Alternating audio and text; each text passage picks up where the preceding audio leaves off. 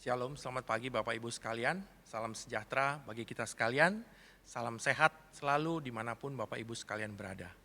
Puji Tuhan, pada pagi hari ini kita akan mulaikan hari kita dengan merenungkan sebagian daripada firman Tuhan.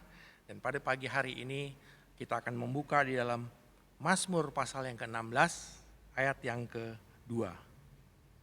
Mazmur 16 ayat yang kedua di sini disampaikan, Aku berkata kepada Tuhan, Engkaulah Tuhan, tidak ada yang baik bagiku selain Engkau. Saya bacakan di dalam terjemahan yang lain, di dalam bahasa Indonesia masa kini, Mazmur 16 ayat yang kedua, ini berbunyi seperti demikian Bapak Ibu. Aku berkata, Engkaulah Tuhanku, kebahagiaanku, tak ada yang melebihi Engkau. Bapak-bapak, ibu-ibu sekalian, almarhum Bapak Pendeta Yoyo Awandatu pernah menciptakan sebuah lagu yang cukup populer di kalangan gereja-gereja Pantekosta, yaitu Menikmati Tuhan. Tentu Bapak Ibu sekalian sudah tidak asing lagi dengan lagu ini. Dan memang benar, ternyata Tuhan itu bisa dinikmati oleh jiwa kita. Tuhan itu ada dan secara nyata dia bisa dinikmati oleh jiwa kita. Saya pernah mendengar kesaksian dari seorang kawan saya yang juga saat ini telah menjadi hamba Tuhan. Dia pernah bercerita bahwa satu kali sebelum dia berdoa, dia mempunyai banyak sekali daftar keinginan di dalam pikirannya yang dia akan siapkan untuk datang kepada Tuhan. Dia ingin ajukan semua daftar itu. Ternyata yang terjadi adalah ketika dia mulai berdoa menyembah kepada Tuhan, apa yang tadinya sudah diingat-ingat oleh dia tidak ingat sama sekali. Dia menjadi lupa. Seakan-akan dia menjadi puas dengan apa yang dia alami ketika dia bertemu Tuhan. Bapak Ibu sekalian, kita seringkali lupa bahwa Tuhan kita pun sebenarnya bisa dinikmati oleh jiwa kita. Dia adalah hal yang terbaik yang bisa dinikmati jiwa kita. Seringkali kita beranggapan bahwa jiwa kita ini hanya bisa tenang jika ambisi kita tercapai, maksud kita tercapai. Padahal itu tidak sepenuhnya benar Bapak Ibu sekalian. Mungkin untuk hal-hal yang sementara itu bisa terjadi. Misalnya kita baru membeli sebuah katakanlah mainan baru, atau misalnya membeli sebuah gadget baru atau mobil baru dan seterusnya. Untuk beberapa saat lamanya ya itu benar. Itu mendatangkan suatu kepuasan. Tapi setelah itu kita akan kembali merasa bosan dan itu tidak akan habis-habisnya, terus-menerus begitu. Sehingga itu bukanlah hal-hal yang mendatangkan kebahagiaan yang sejati. Tetapi ayat ini mengatakan Tuhan itu adalah kebahagiaan kita. Seharusnya setiap anak Tuhan menyadari akan hal ini. Nah, mari kita dibandingkan di dalam firman Tuhan dari Lukas pasal yang ke-12. Lukas pasal yang ke-12 ayat yang ke-16 sampai dengan ayat 21. Nah, mungkin untuk menyingkat waktu saya tidak baca semua, tapi Bapak Ibu bisa membaca semua. Saya mulaikan baca di ayat 16. Kemudian ia mengatakan kepada mereka suatu perumpamaan, katanya, ada seorang kaya, tanahnya berlimpah-limpah hasilnya. Ayat yang ke-17, ia bertanya dalam hatinya, apakah yang harus aku perbuat sebab aku tidak mempunyai tempat di mana aku dapat menyimpan hasil tanahku. Luar biasa, berarti hartanya ini bukan main-main, bukan sedikit, tapi sangat banyak.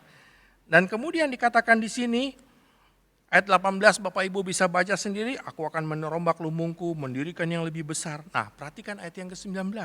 Sesudah itu aku berkata kepada jiwaku, ada padamu banyak barang, tertimbun untuk bertahun-tahun lamanya. Beristirahatlah, makanlah, minumlah dan bersenang-senanglah.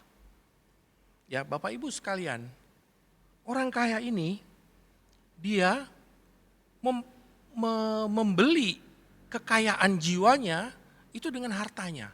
Nah, bukankah hari ini dunia kita juga seperti itu?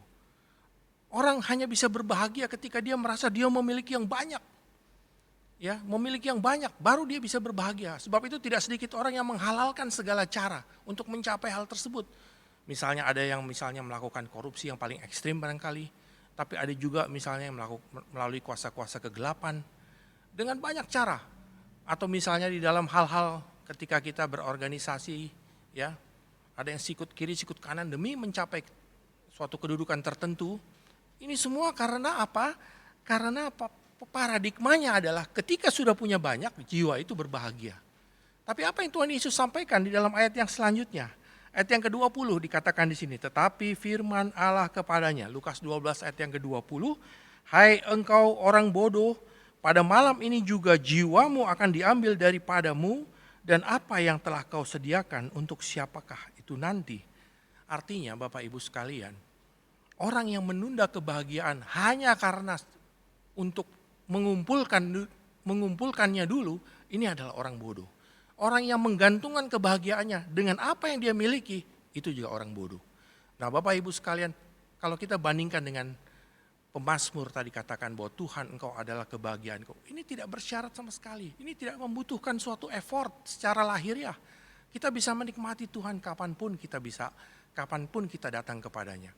Nah marilah Bapak Ibu sekalian, kita tidak ikut-ikut dunia ini. Kita tidak perlu menjadi berbahagia hanya karena kita memiliki banyak. Orang yang sudah memiliki banyak yang tidak bahagia. Banyak orang ketika dia tidak memiliki banyak, dia hidup rukun dengan keluarga, dengan istrinya. Tetapi ketika dia sudah memiliki banyak, dia rumah tangganya hancur. Dan ini bukan 1-2 orang, tetapi banyak sekali orang-orang seperti ini. Itu menunjukkan bahwa kebahagiaan kita tidak ditentukan oleh apa yang kita miliki. Yang kita miliki itu adalah suatu titipan Tuhan yang akan harus kita pertanggungjawabkan. Tetapi apa yang menjadi kebahagiaan jiwa kita? Kebahagiaan jiwa kita seutuhnya adalah pada Tuhan saja. Marilah kita melabuhkan kebahagiaan ini. Jangan kita terlalu capek untuk mencari kebahagiaan sana sini. Apalagi kalau pencarian kita itu dihubungkan dengan seberapa banyak yang kita miliki. Betapa salah kita di jalan yang itu. Bapak Ibu sekalian, demikian firman Tuhan pada pagi hari ini. Mari kita senantiasa, sebagaimana lagu yang almarhum Om Yoyo katakan menikmati Tuhan, marilah kita menikmati Tuhan di dalam keseharian kita. Sehingga jiwa kita ini menjadi betul-betul berbahagia. Puji Tuhan, terima kasih. Mari kita bersama-sama berdoa. Tuhan, terima kasih pada pagi hari ini. Kami belajar dari firman-Mu bahwa Engkaulah kebahagiaan kami. Ajar kami Tuhan untuk senang bertemu Tuhan. Senang untuk berdoa kepadamu. Menikmati firman-Mu, menikmati pribadi-Mu sendiri. Tuhan, ini jauh lebih tinggi dari apa yang bisa kami pikirkan maupun kami bayangkan. Jauh lebih tinggi nilainya dari sekedar apa yang bisa kami miliki di dalam dunia ini. Tuhan, ajar kami bersikap dewasa untuk hal ini. Ajar kami mengerti dan menyadari bahwa Engkaulah harta yang tak ternilai di dalam hidup kami. Terima kasih Tuhan, terima kasih. Pada pagi hari ini kami berdoa, siapapun kami yang akan beraktivitas hari ini, Tuhan sertai, damai sejahtera dan sukacita menyertai setiap anak Tuhan dalam gerak langkahnya setiap hari. Sehingga Tuhan, boleh Tuhan menjadi berhasil di dalam apa yang dikerjakan. Nama Tuhan dipuji dan dibesarkan untuk selama-lamanya. Di dalam nama Tuhan Yesus Kristus kami sudah berdoa dan mengucap syukur. Amin. Terima kasih Bapak Ibu sekalian, selamat memulaikan hari yang baru. Tuhan Yesus memberkati.